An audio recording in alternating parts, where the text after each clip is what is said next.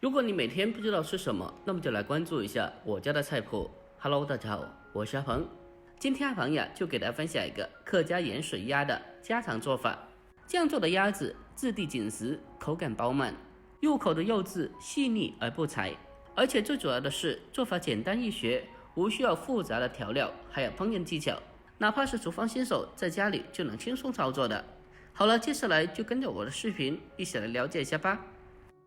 首先我们准备10块钱4个的鸭腿，如果没有买到纯鸭腿的话，那么可以用半边鸭或者整个鸭来做都是可以的。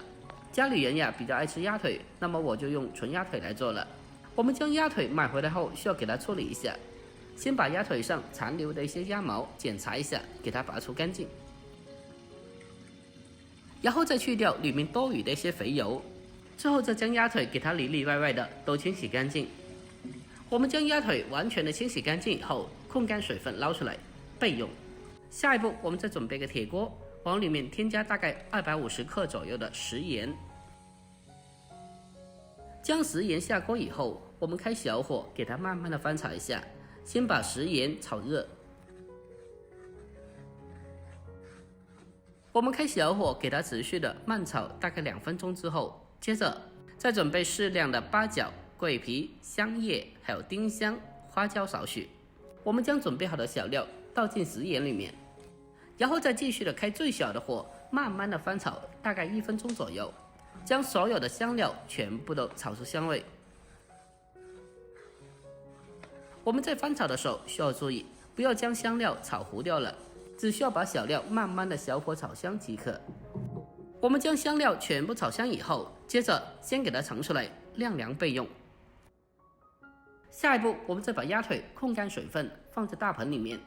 再把刚刚炒好的食盐还有香料倒进来，然后再用手把鸭腿给它涂抹一下，把鸭腿上每个窿窿罅罅都涂上食盐。亲爱的朋友们，拍摄视频不易，如果阿鹏这个视频对你有帮助的话，那么就麻烦您对着屏幕帮阿鹏点赞呗。您的每一个点赞和留言都是我前进的动力，在这里感谢您了，感谢您长期以来的支持和鼓励，感谢了。我们将全部的鸭腿都均匀的涂上食盐之后，接着我们再用保鲜膜把鸭腿给它封起来，封起来后再给它放到冰箱里面冷藏腌制大概5个钟头左右，让鸭子可以更好的入味。A few moments later， 在经过冷藏腌制大概5个小时之后，我们将它取出来，可以看得到现在的鸭腿已经是腌制的完全的入味的了。像这样子腌制的话，不需要腌制过久，大概腌制5-6个钟头就基本可以了。接着下一步我们再把鸭腿先处理一下，用流动的清水把鸭腿表面的食盐还有香料冲洗下来。我们只需要简单的冲洗一下，把表面的东西冲洗干净就可以了。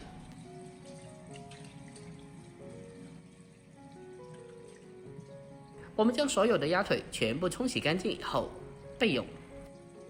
下一步再准备生姜1小块，我们将它清洗干净以后，把它改刀切成薄片。切好以后先给它装起来，然后再往里面再添加少许的葱段备用。下一步开始制作，起锅烧水，把切好的姜片还有葱段添加进来，然后再往里面再添加少许的花椒。等到水开以后，我们再把鸭腿给它一个个的全部放进汤锅里面，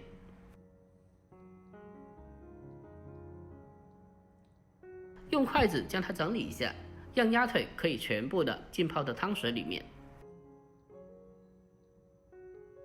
接着下一步我们直接的扣上盖子，等到锅中的汤水重新烧开以后，我们再把火候改为最小的火，用最小的火给它慢煮大概25分钟左右。我们要尽量的不要让汤水大开，用大火煮出来鸭子就会变老了，用小火慢煮把鸭子煮熟，这样的话鸭子肉质会更加滑嫩。我们开小火慢煮大概25分钟之后，这个时候的鸭子基本是已经完全的熟透的了，闻起来就特别的香，看着就非常有食欲。